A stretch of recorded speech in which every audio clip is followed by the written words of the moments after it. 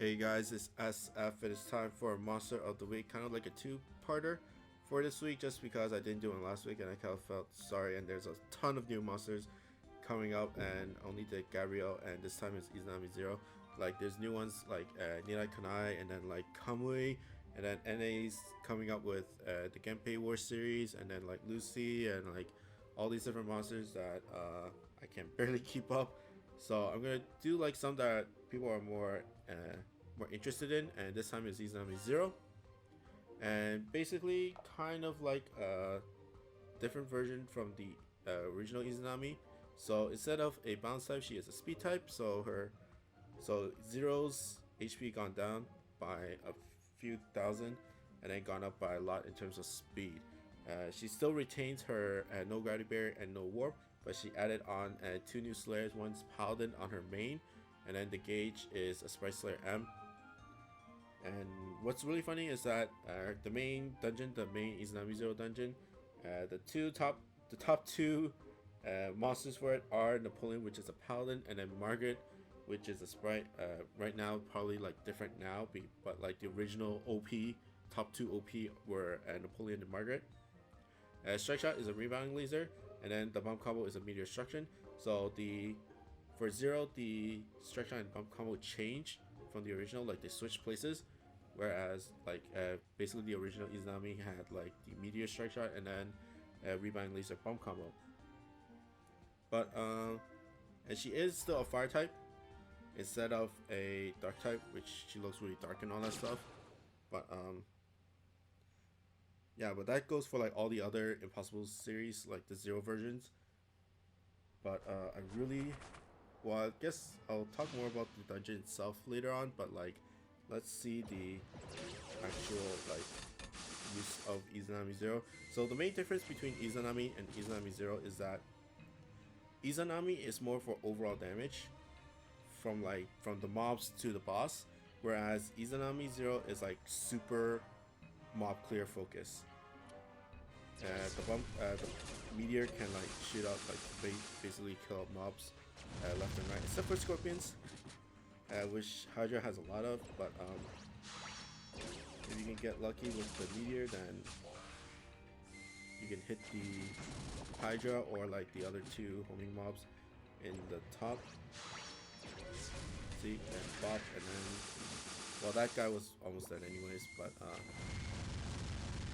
does a lot of good work.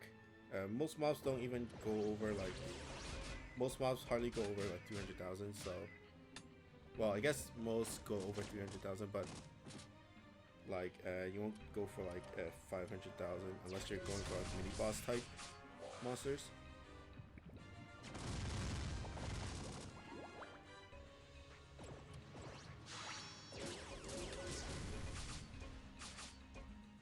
Nice.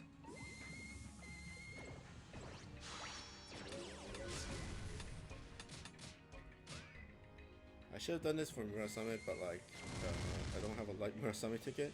If I had a Light Mirror Summit ticket, then I would use Izanami Zero because I can show the Sprite Slayer. But even like she's like Izanami Zero is really good for Mirror Summit. Even in the farming one, the Dark Mirror Summit one. But I don't have one. And then the one that has warps and no gravity barriers is the water one, which I don't really want to bring.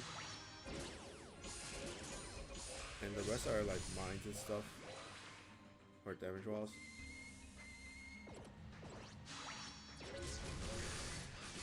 Okay. Random turtle stage and boss. Sadly, I couldn't Strike Shot first with Izanami Zero, but let's just try to clear out the mobs.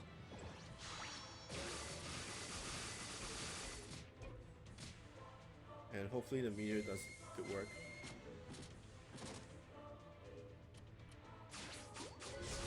Oh, that hit perfectly on Hydra, which is awesome.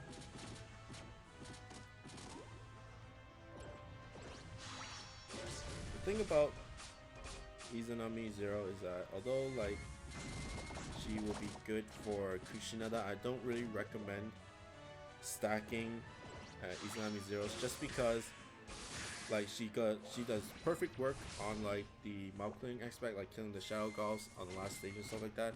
But she won't have enough damage to damage Kushinada before her like volatile blast, which is like 8 million, and then you're only relying on the meteors, which is not that high when you break it down, especially when you have to trade in the meteor strike shot from like the original Izanami,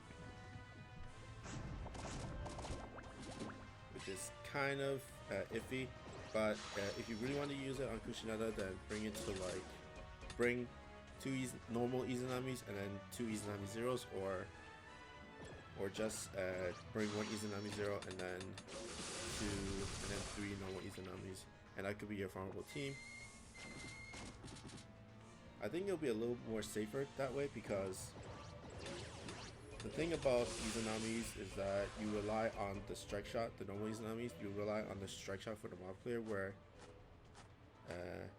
you sometimes you miss and then you won't have enough, where you sometimes miss and then like you just completely miss and then you can't mob clear in time. But you then with Izanami Zero, you can have that buffer with the meteor bomb combo. And if Hydra stays like that for next turn, then I'll strike shot. And where's that weak spot? That's perfect. So the strike shot is a rebound laser. It rebounds 3 times, I think, 3 or 4 times, and basically it's just like a normal pump combo rebound laser. So I'm gonna go straight straight horizontal, and let's see the damage. I kind of missed on the angle at 500,000. If you go like perfectly horizontal, then it'll deal about 1 million to Hydra. If you want to compare it to like Akala is basically the same thing, but you have a back laser as well as a front laser, so it shoots like 2 rebounding lasers at the target direction, and then the forward one will shoot at the target direction, and then the back laser will shoot like 180 degrees in the other direction. The thing about Akala is that you have to be really perfectly vertical and perfectly horizontal to get to like 2 to 3 million damage. And of course, Akala's attack is way higher than Izanami's, just because Akala's power type. But for 18 turns, about a million to 1.3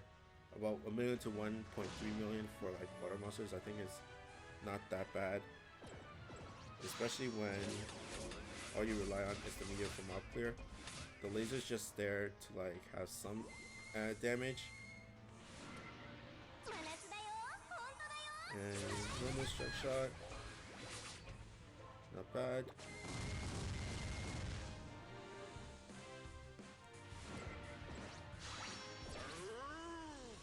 And then as for like Izanami's Zero's dungeon itself, is really hard.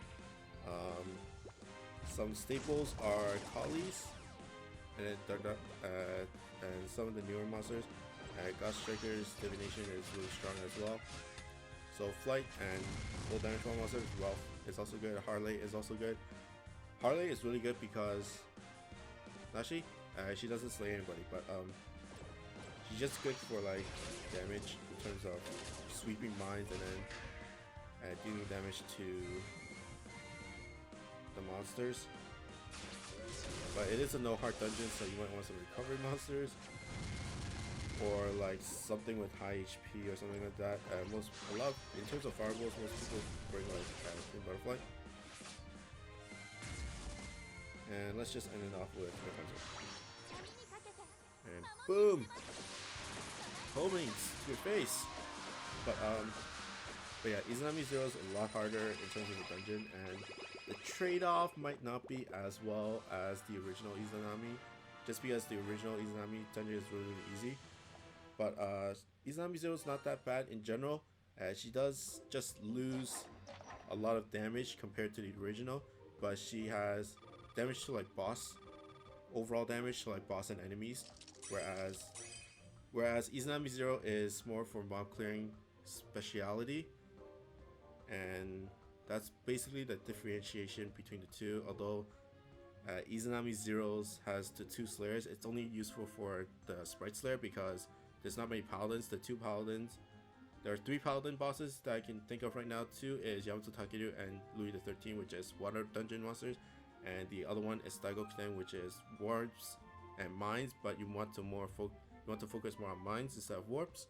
And so you basically have to rely on the sprite, which is perfect for Murasame. So a better Murasame slayer, a Murasame monster in terms of Izanami Zero over the normal Izanami, but you know, really hard to max lock Izanami Zero just because she is so hard, and with no hearts and all that stuff, it's just hard in general. But that's basically it. If you have any questions about Izanami Zero, then do it in the comments, or if you have any suggestions for future monsters of the week, then put it in the comments as well. So I hope you guys like and subscribe, and I'll see you guys next time. Bye.